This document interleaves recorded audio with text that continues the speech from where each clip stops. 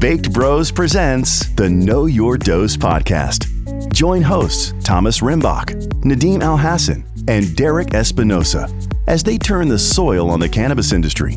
With over 20 years of combined industry experience, these three experts will deliver your dose of cannabis, psychedelics, and personal development. Follow on their journey as they aim to destigmatize cannabis, combat the abuse of pharmaceuticals, and implement their altruistic approach into the budding cannabis industry.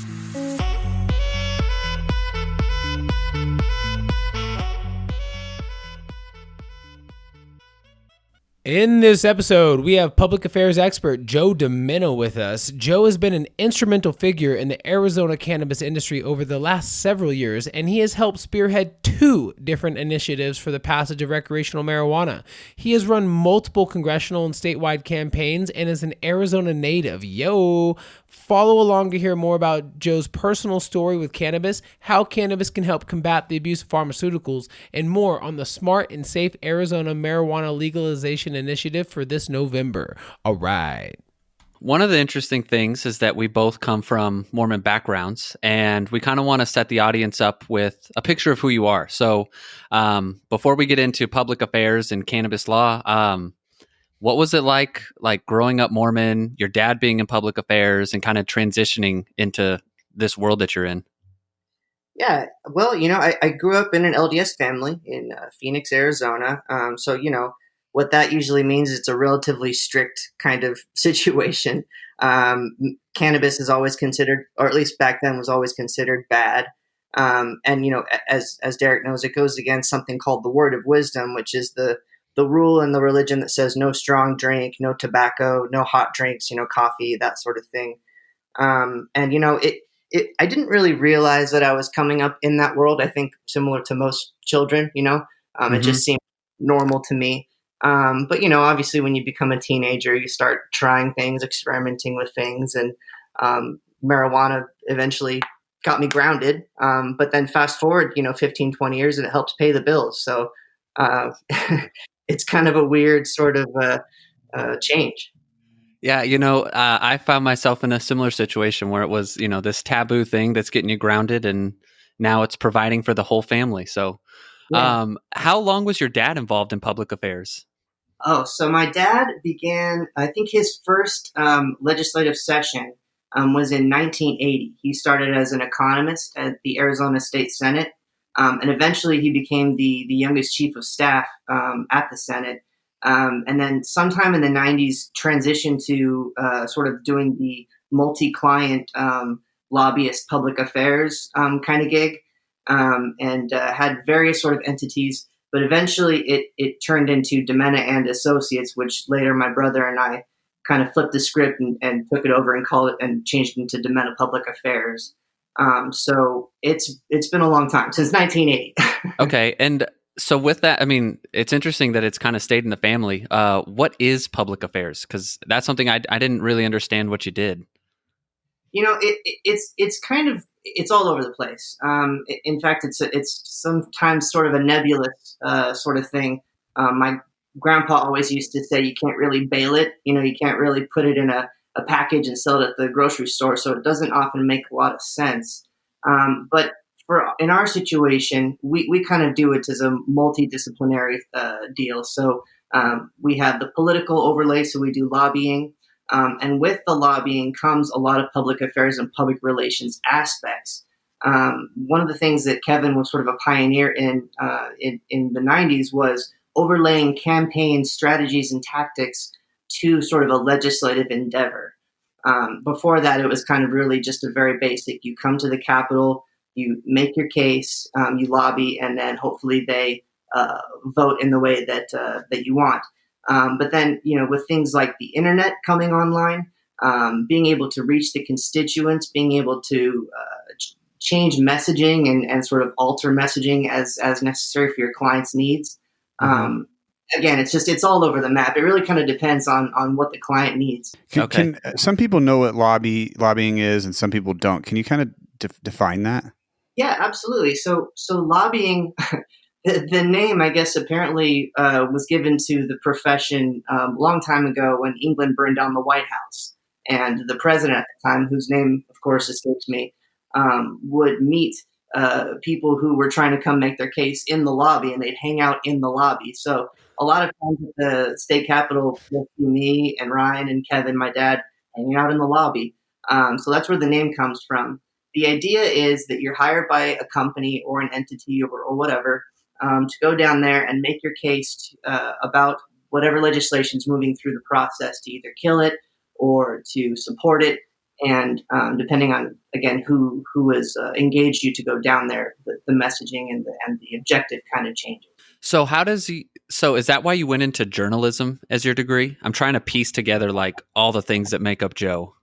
Okay, so here's the thing. I never wanted to be a lobbyist originally. I mean, Okay. when your dad is a blacksmith and you're growing up and you see him, pounding out horseshoes and swords, you're thinking, okay, that's not really for me, right? So I tried to stretch my wings and do other things. But I'll tell you, when I went to journalism schools at the Cronkite School, lovely place, great school, but I knew pretty much almost instantly that was not the profession for me.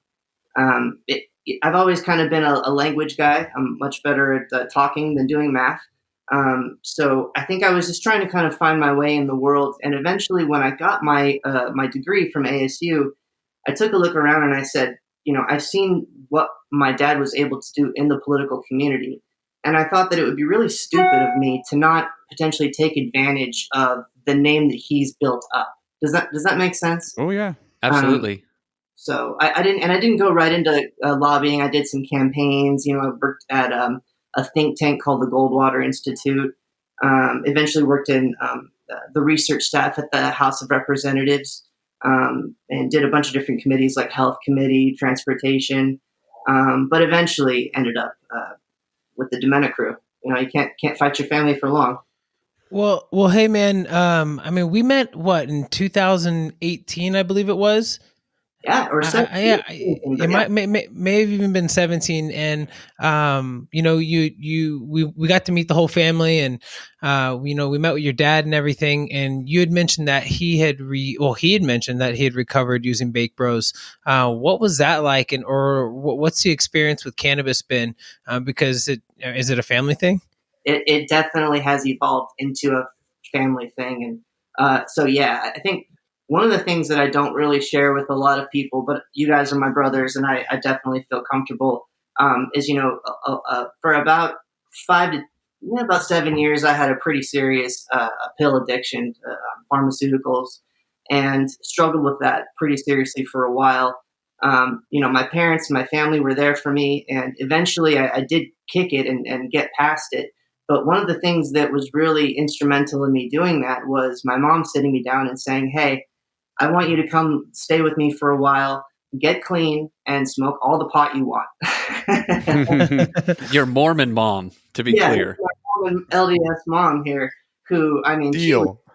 It was a breakthrough, And yeah. that understanding and that sort of tolerance was just what I needed to get to the other side of it, in addition to a good doctor and, some other stuff. But and then, fast forward a couple years, my dad had a much more sort of public situation, just having been involved in public policy for so many years.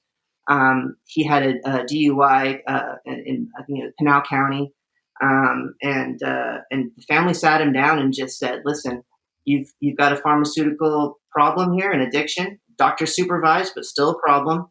And it's time to turn to cannabis. And my mom was one of the biggest sort of advocates of that at the time. And it's crazy, guys. It's like we got our dad back. It really is. That's amazing. So we're believers. One of the things we've been saying since day one of kind of getting involved in the cannabis public policy realm is saying that we're believers.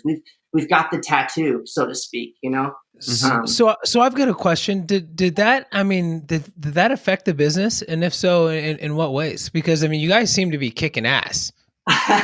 Thanks, man. Well, like a duck, very calm on the surface and paddling like hell on the bottom, right? Yeah. We can relate to you. It was rough for a minute. I'm not going to lie. We lost a couple of clients. Some clients are not excited about having a DUI situation, especially when they read it in the paper and didn't necessarily hear it from you first. And I think that was, first of all, we had to realize that our lives are much more public than we wanted them to be, or than we would like them to be.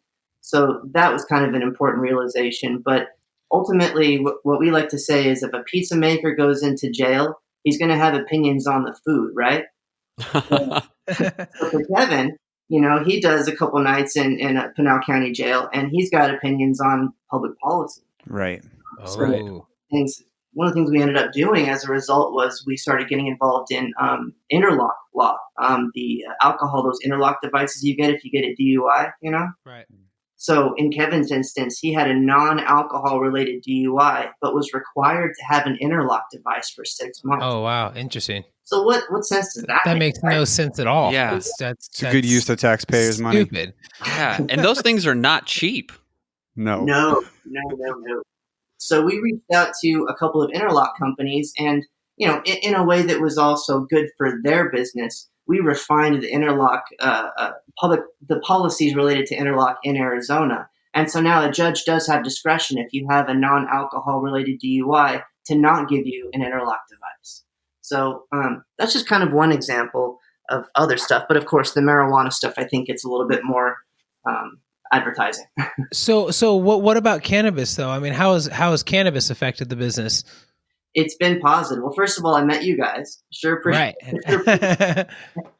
Actually, just quick side note, I met these guys at a stakeholder meeting for medical marijuana testing, and I'm just so excited because I've been a big Bros fan since day one. Thanks, man. But anyway, it's affected us for the positive. We were able to kind of get involved in the industry in a time when I think the industry really needed advocacy work. It was sort of post the Prop 205 failure of 2016. They had lost that, and I think a lot of them were deflated. A lot of the dispensaries were thinking, we're just going to go back to medical and do what we do. But what I was saying is, hey guys, the Arizonans for Responsible Drug Policy, the adversary to the Prop 205 campaign, have leftover money, and they feel empowered and emboldened, and they're going to go after the medical program at the Capitol. So we need to defend. So that was kind of the beginning of getting into everything. One thing that I wanted to highlight, and it may be backtracking just a little bit, but in the Mormon community, the struggle that you had and the struggle that your dad had is something that is like par for the course. There's so many people that I knew growing up that later on went to have issue with pharmaceuticals because you're not allowed to drink, you're not allowed to smoke pot, you're not allowed to do anything, and the doctor gives you a bottle full of Vicodin because you mess something up, and all of a sudden it's like, well, this is my doctor gave it to me, so it's not that big of a deal. And they're not turning to cannabis, and that's why I'm just so happy that you and your family have like kind of embraced this and really become champions for the cannabis cause. I appreciate that, man. It's kind of a surreal experience because, like I said, Kevin living his life sort of so publicly, and to have his purse sort of emptied in Times Square for everyone to see. But it's had a lot of really positive results. For instance, an old lady who I used to be scared of growing up in my ward, which is a church, LDS church. She called me recently and wanted advice on how she can get into trying cannabis because the medicine that she's been given, constipates her so much so that it's getting to a dangerous level, And that is a conversation I never thought I would have in my entire life. But because of what my family went through, like you said, we're able to kind of help others. So it's really cool. So are you still involved in the church, or have you what's that situation like? So I guess I'd be considered inactive right now. Okay. I'm not off the rolls or anything goofy like that. I try to keep all my options open. Let's put it that way. Gotcha. Yeah. But I'm not active. I haven't gone for a long while, and my family we struggle with sort of the split differences within our family. Like my brother doesn't go, but my little brother Jacob does. So we're figuring it out. Yeah. You said something about, we were talking about Prop 205 a little bit ago, and, that was a few years ago when it failed. From your perspective, can you talk a little bit on why you thought that failed? Absolutely. Yeah. So there were a couple things going against the campaign. So it failed by 51.32%, which is so bloody close. This was what year again? 2016. Yeah. Okay. And so I think that there were a couple different things. The fundraising powerhouse working against the Yes campaign was pretty formidable. You had Governor Ducey out in front, and the Arizona Chamber, which is, the entity that kind of houses all the business interests. So there's a lot of money that they could pour into the campaign. The Yes side, we had 6.5 million, and the opposing side had 6.4 million.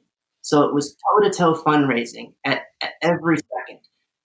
You had also a lot of sort of notable people in Arizona, like Bruce Hawley, the discount tire guy, donate a bunch of money.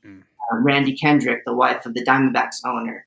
And you had forgive me, I always pronounce this guy's name wrong, but it's something Kapoor from Insis, the fentanyl makers. Yeah. I don't know. He's in jail now. Yeah, oh yeah. $500,000, right? That's right. That was a huge injection all at once.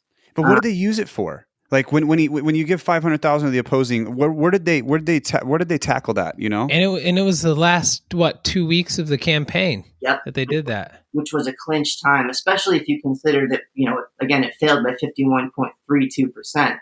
What they generally do is last minute messaging with that kind of money. But they did have a leftover amount of money after the campaign, so that was way more than they needed. But it's whatever's happening. I mean, for a great example would be the COVID-19 situation that we're all experiencing right now.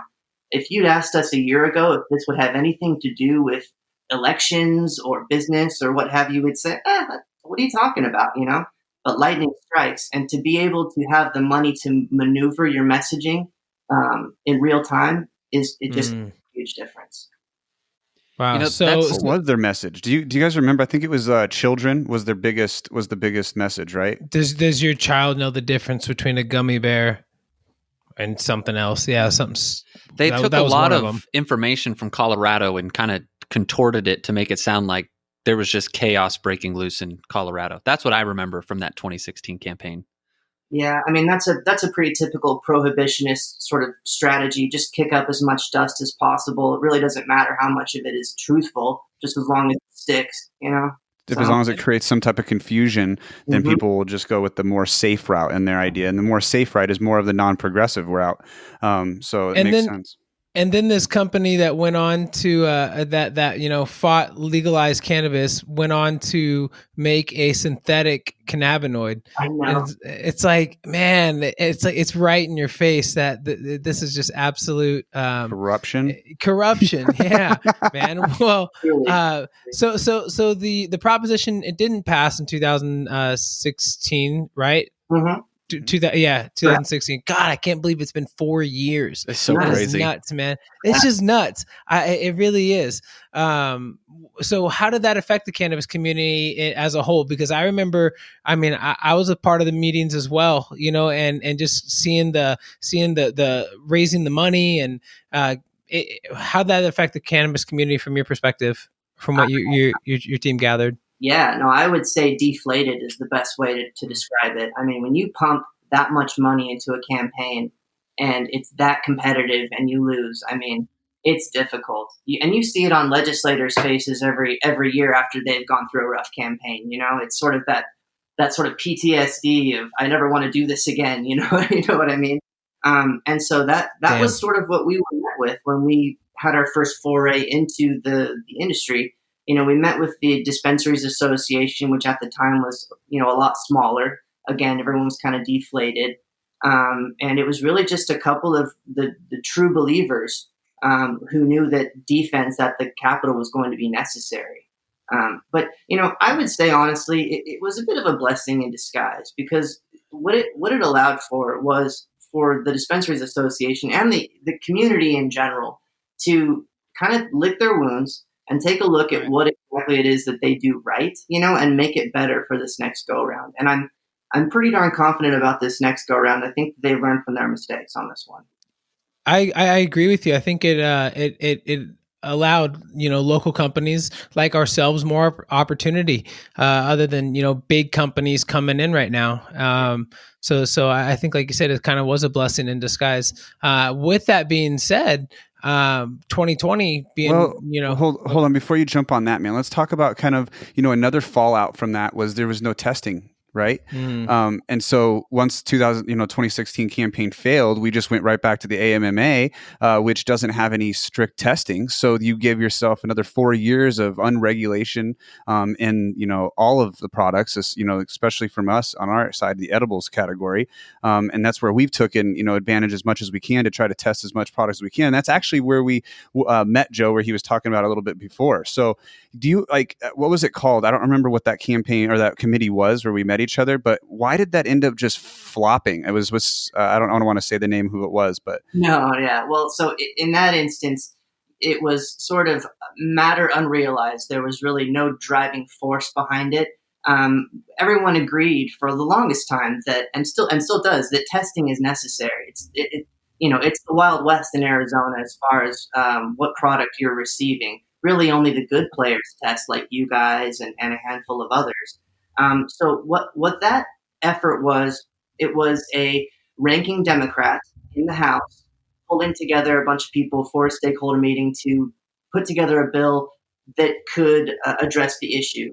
The problem is you've got a Democrat spearheading the effort in a Republican-controlled legislature on an That's issue a problem. and on an issue that most Republicans don't want to touch with a 10-foot pole.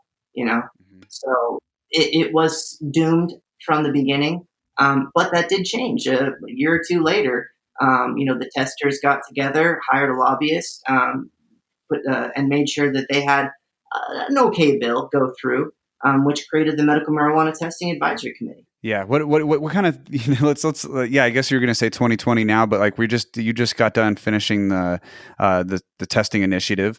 What were some, pros and cons that you pulled out of there? I'm sure you learned some things in that, and can we talk a little bit about that and what your opinion on some of the decisions are? Totally. So I guess some of the big takeaways on the testing committee would be that we now have testing. There was none before. So that's going to be really helpful. The overall quality of cannabis products that we're going to see as patients in Arizona will raise as a result. We'll have safer products. And what I think we'll also see is a lot of the bad players either start to fade away or step up their game quickly in order to continue to exist. So by November 1st, 2020, there's going to be testing for microbial contamination, heavy metals, pesticides, herbicides, fungicides, growth regulators, residual solvents. And one of the other things that I'm really excited about is label claims. If you say that there's something in your product, it needs to be shown to be in. Yeah. Like any other supplement, right? Yeah. Imagine that. The transparency, that's the work that the team does at Bake Bros to make sure that patients can have the on-demand testing that we do is not easy. But the fact that they're making this mandatory to test for all this now is tremendous. We've seen it in other states where they've pulled hundreds of edibles, across multiple brands because they failed certain tests in regards to microbials or parts per millions. It's crazy that products can actually be on the market like that. It is. It baffles me. Well, with the whole vaping thing, I mean, that was a product of products not being tested. Obviously, those were on the black market, but there's no, like you're saying, there's no guarantee just because you're an approved medical marijuana company, you're going to follow the rules if there are no rules to follow. Absolutely. Doing the bare minimum and then saying, hey, I've got the license. I'm doing what the Department of Health is telling me to do. I mean, we've seen some people do that before in Arizona. But again, with these testing regulations going into place, there's going to be a minimum standard of safety that's going to come with every single product. And I think with that comes some peace of mind for patients. Yeah.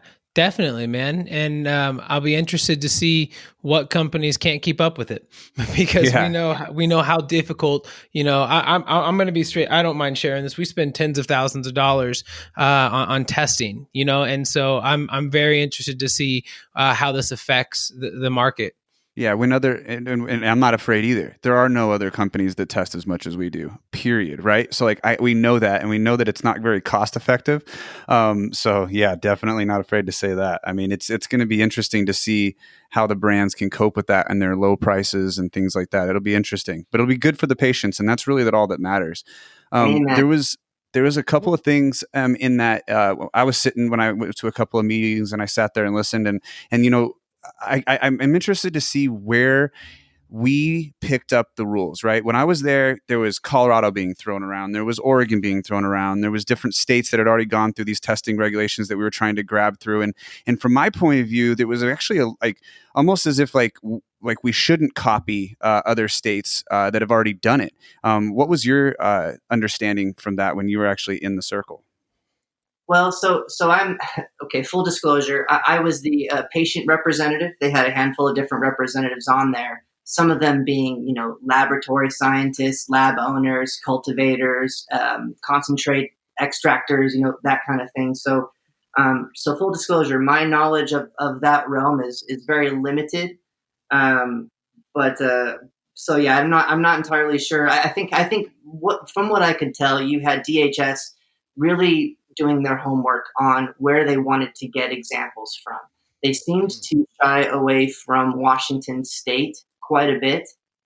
They liked the Oregon standards in a lot of stuff. A lot of the Colorado standards were things that they felt comfortable lifting. But for the most part, it seemed like they wanted to stay away from California and Washington. I'm guessing that translates to something to you guys a little bit more than me. So I have a question. When they're coming up with this stuff, are they looking at this through the or through the lens of health and what's best for the patients? Are they looking at this through the lens of business owners? Like, what's kind of the underworkings underneath from what you can tell us?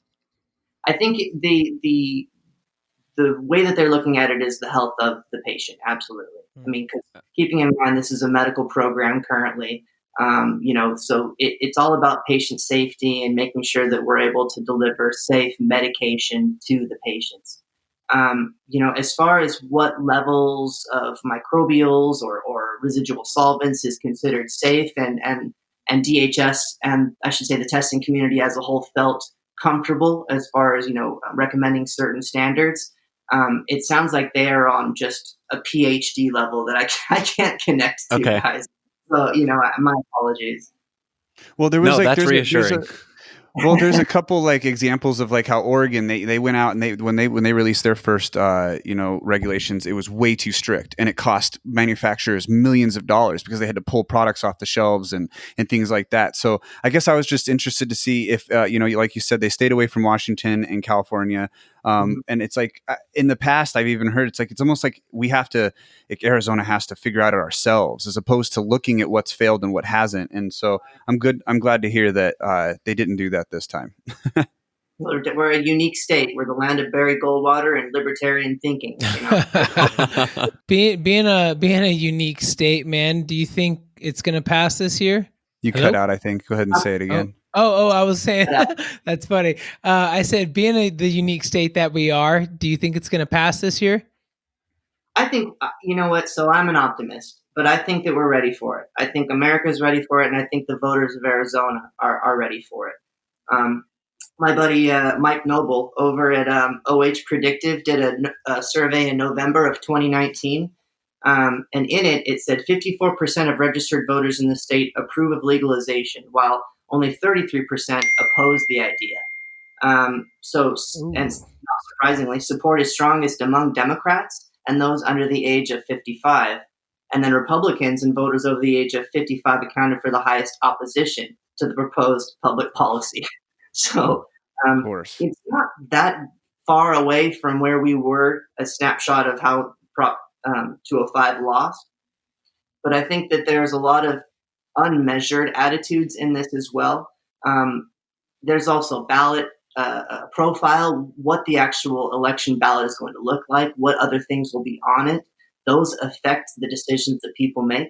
And then there's also turnout. If it's a rainy day and people decide they don't want to go, or crying out loud, if COVID-19 is still rampant, that's going to affect turnout. Right.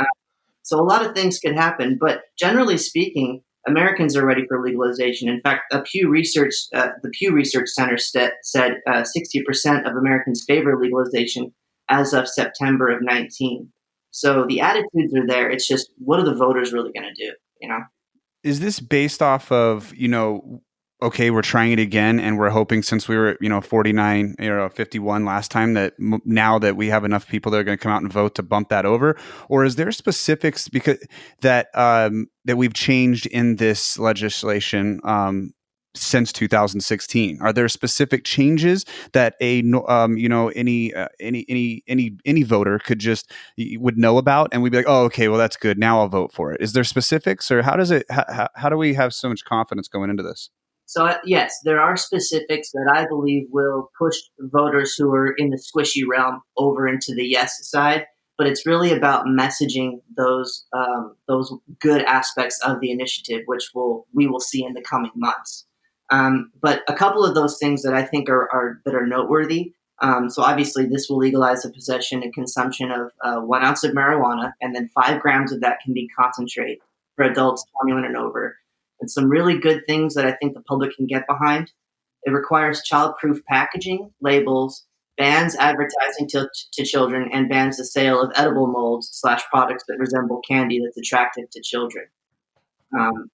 Everyone loves their gummy bears, but when it comes to what's best for the public generally, I think we can all get behind. And I'm talking to you guys right now about Absolutely agree. Yeah. Man, was that free advice? that one, but what other details do we have on this this initiative? Yeah, man, like COVID aside, because we know that's here right now. COVID aside, where do we stand right now with the Smart and Safe Arizona initiative? In case people are like, what the hell's going on? Oh yeah, absolutely. So we are over the amount of required signatures that we need in order to qualify on the ballot, the Smart and Safe campaign, and that has 100% to do with the aggressiveness that the campaign has been getting signatures gathered up until this point. They wanted to make sure that they had some buffer room because a lot of times what happens is there will be legal challenges over the signatures from the opposing side once those signatures are turned in. So you always want to have some extras. But as of right now, it appears that our initiative, the Smart and Safe Legalization Initiative, is the only one that will qualify on the ballot. That's a citizen-led initiative, which is crazy. That's just a great example of how COVID has affected things. Oh, 100%, man. What can we expect? So what can everybody in Arizona expect? So in when it does pass, in terms of consumption or business, like what's business going to look like? So as far as what will happen is all the existing medical licenses will have the option to convert to a for-profit to do a rec license. I'm not. I didn't actually draft this, but I'm pretty sure medical will stay in place. We'll have to triple check on that. But I think overall, what it'll do is it'll lead to ease of the industry in general. You'll have people who were afraid to get a medical card, afraid of being on a list somewhere, and they'll think, oh, well, now it's legal. I'm going to go out and I'm going to go try this out. So yeah, absolutely. It will be an amazing boom, I think, for the industry in Arizona. Yeah, I think there's so many people who are consuming cannabis, like you said, and they don't want to get cards. And once it's legal and they don't have to worry about all that, they're going to buy legal cannabis. One of the things I think was smart about this, and I can't remember the lady who's helping with Smart and Safe, but she talked about how they're shifting the focus away from calling it legalization to adult use and using that specific language because, when you hear legalization, you think, well, this is going to be available everywhere. And when you hear adult use, it speaks more to the fact that no, this is only for adults to use. Absolutely. Well, and it also, we don't care if you medicate or recreate. It really just matters what what you're doing to better yourself and to be well. You know what I mean? Mm-hmm. So that's really kind of the idea behind it. And I think another thing that's really important to sort of bring up is there are going to be new licenses given out. So this isn't necessarily a monopoly or an oligopoly. They're supposed to be, and I'm just trying to see it caps. There will be 26 more retail licenses that will be offered to individuals from communities disproportionately impacted by marijuana laws. So I'm not entirely sure. I think the Department of Economic Security will have to, talk to the Department of Health and figure out how they're going to do that application process. But there will be new licenses, at least 26. So that's kind of exciting. I think it's for people who want to get into the business, you know? How many current licenses are there right now in the medical community? Do we So know? there's 131 licenses. And based on my count, there's only about 115 of those that are actually operational. Okay. Yeah, I know So one of the things that I thought was pretty controversial is the inability for a company like us to own our own license. I think every other state gives the opportunity for anybody to create their own brand, and you can operate and produce and manufacture cannabis through it. Here in Arizona, which was led by many of the dispensaries, sees to put that into the initiative where edible companies basically have to partner with licenses in order to legally produce, which is one of the things that I think is obviously, since we own a company that's in edibles. And what we're seeing though is like with these dispensaries that, because the way the vertical structure is here in Arizona, they're coming out with their own edible lines. And I mean, I'll let the patients speak for themselves, but it's no secret that it's like, hey man, when somebody's not staying in their own lane. Mm-hmm. Right. Point. A really good point. Well, I think that with these multi-state operators coming in, they have established brands, so it will be difficult for guys like you. But ultimately, it comes down to what the patients and the consumers want. And if you guys have a phenomenal brand and a phenomenal product, which you do, I mean that cream will rise to the top eventually. I mean, but yeah, I do agree that it seems slightly unfair for existing manufacturers to not necessarily have their own license. But I remain optimistic that there are opportunities within the framework that they're proposing for guys like you. Well, you said 26 new licenses, so maybe we can jump on that. Is that possible? I think you should call your lawyer, but it sounds like or maybe my lobbyist. Maybe our lobbyist. There's definitely a possibility there. Definitely. Yeah. Well, hey man, circle back around to the testing real quick, because I don't know if we really drove that home on how important testing is when it comes to creating rules and regulations around testing. How does one go about putting that committee together? So there was a bill last legislative session that passed that created the Medical Marijuana Testing Advisory Committee. And it was statutorily required to have a makeup that has a person from a lab testing association, 2 representatives from marijuana associations. So in this case, it was the ADA and META, a DA, an extractor, an edible manufacturer, an owner of a testing lab, a patient, which was me, a caregiver, a lab scientist, and a licensed healthcare worker. And so what the Department of Health did was they received those applications from people that were interested in serving, and then they did an internal decision-making situation, and then created the council. That's interesting. Seems like they tried to make it as diverse as possible. I was actually very happy with the makeup of the council. I felt like it made a lot of sense. It's the imposter syndrome kicks in, and you always think, well, what the heck am I doing here? But I was excited to have an opportunity to use my public policy and my communication skills to advocate for the patient. A lot of the time, the patient doesn't necessarily have the time or the energy, great example, if you've got a child who suffers from epilepsy and you're using cannabis consistently, do you really have the ability to go to a testing commission a couple times a month to make your heard? Maybe not. And that point of view is extremely important. Like most people don't get to see when all these different diverse specifications, an edible company or something, they're going in with ideas and understanding of what the company and what the patient would work out, balanced. But from a patient's perspective, it's almost better to see that perspective, to be like, to even look at the simple things that we're maybe overlooking.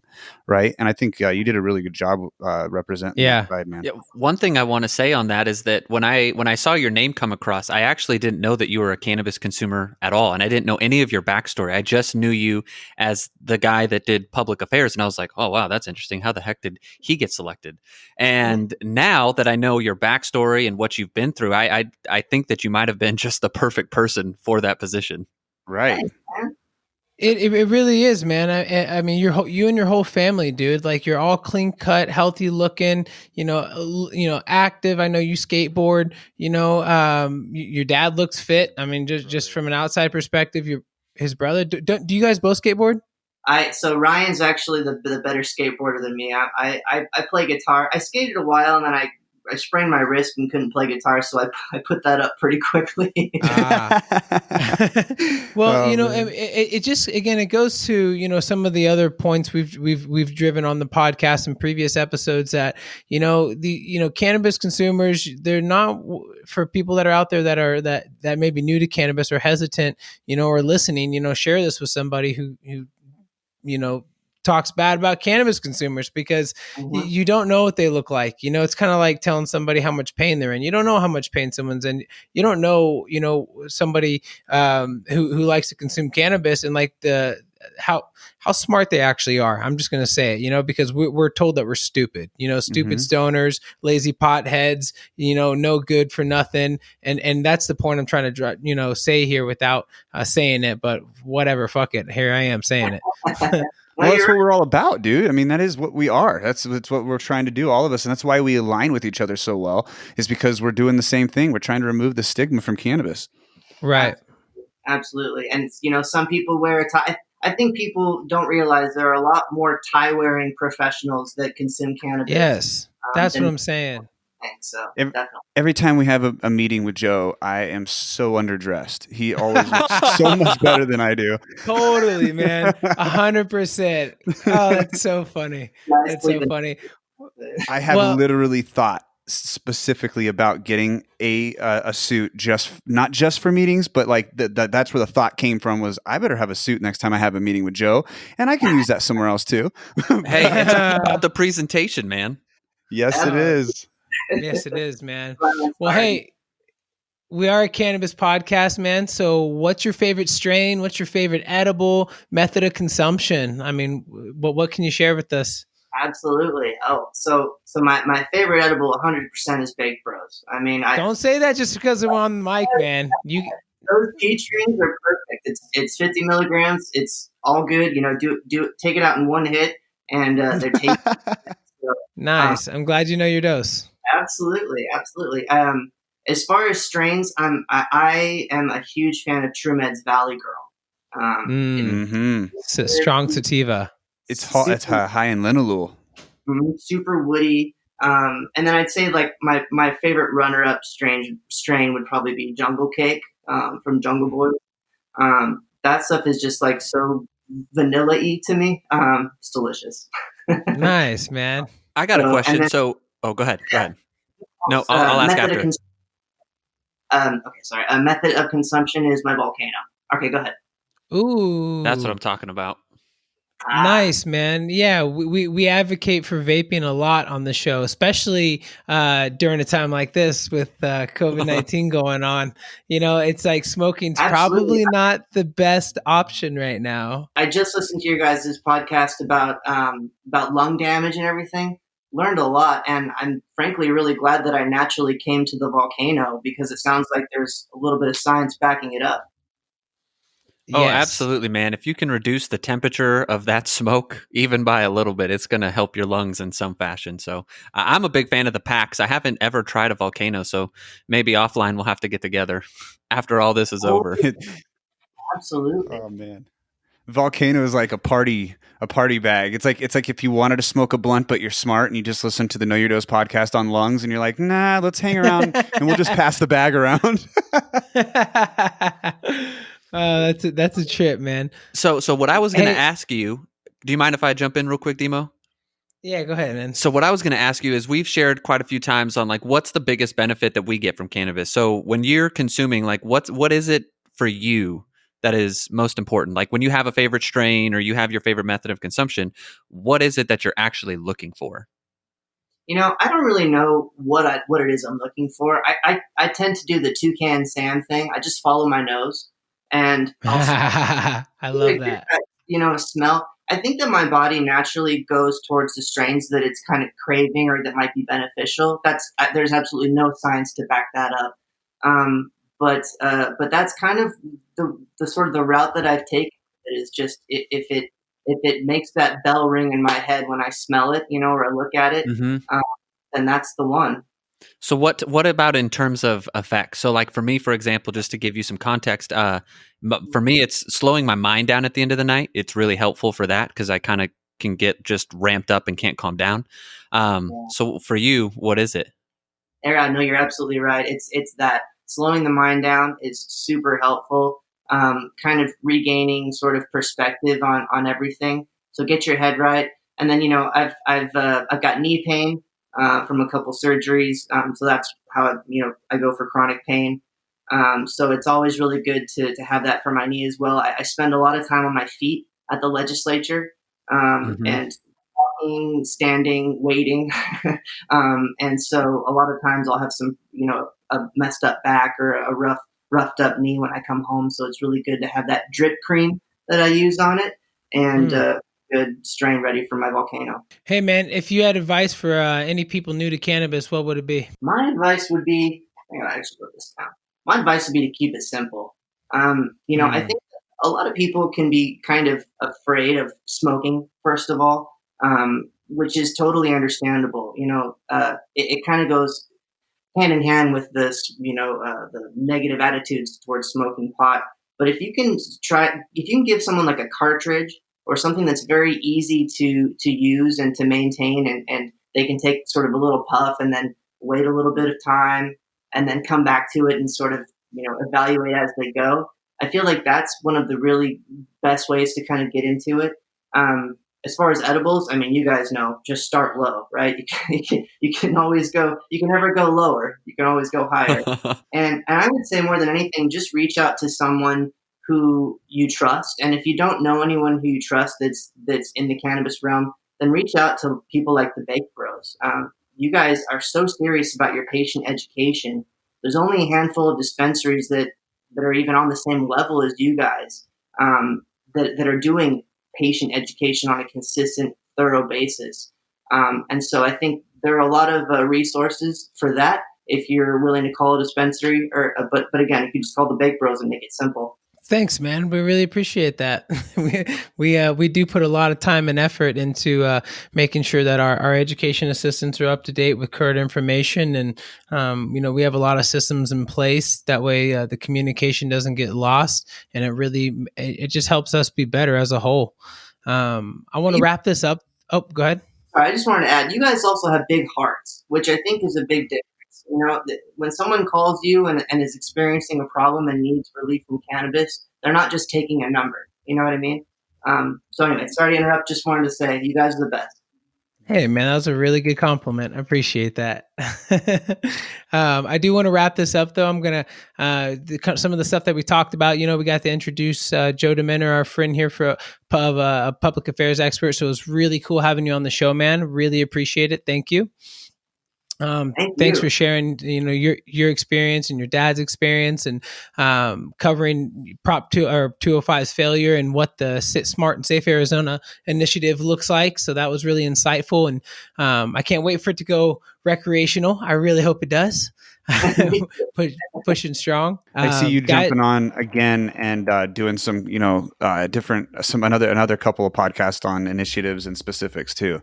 This isn't going to be the last one. And hopefully the next time, because we're being smart and safe, all of us right now, and we're keeping our distance. That's why we're doing these remote podcasts. So hopefully, over time, by the time we get the next show set up, we'll all be back in person and in the studio, and we'll get to hit the volcano bag together.